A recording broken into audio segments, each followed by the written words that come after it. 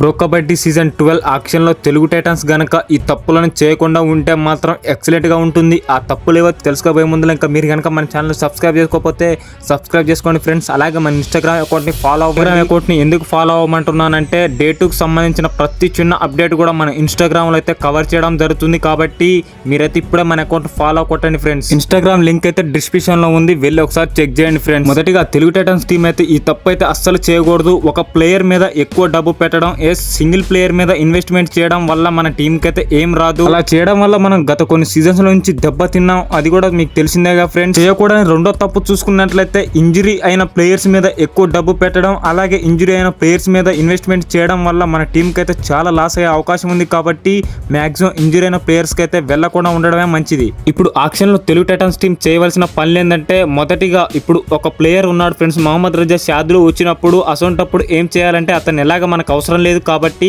అతడి కోసం బిడ్ వేసి అతడి ధర ఎక్కువ పెంచేందుకు మనం ట్రై చేయాలి. ఇలా చేయడం వల్ల మనకైతే మంచి ప్లేయర్స్ దొరుకుతారు, ఎందుకంటే వాళ్ళ దగ్గర డబ్బులు ఉండవు. కాబట్టి అది మన టీం కి అయితే అడ్వాంటేజ్ అయ్యే అవకాశం ఉంది. అలాగే ఈసారి పెద్ద ప్లేయర్స్ ఆక్షన్ లో ఉన్నారు కాబట్టి మాక్సిమం నాకు తెలిసినంత వరకు అయితే ఒక్కళ్ళిద్దరు తప్ప 2 కోట్లకి ఎక్కువగా అయితే ఎవ్వరు పోరు ఫ్రెండ్స్. తెలుగు టైటన్స్ గనక ఇప్పుడు చెప్పిన 3 నియమాలను గనక ఫాలో అయితే మాత్రం మనకి ఈ ఆక్షన్ లో తిరుగుండదు. మరి మీరేమంటారు అనేది కామెంట్ చేయండి. ముఖ్యంగా pro kabaddi season 12 fantastic updates కోసం ఇప్పుడే మీరు మన ఛానల్ సబ్స్క్రైబ్ చేసుకొని పక్కన వచ్చే బెల్ బటన్ ఆలో పెట్టుకోండి. నెక్స్ట్ వీడియోతో మీ ముందు ఉంటా. మీ విజయ్ సైనింగ్ ఆఫ్.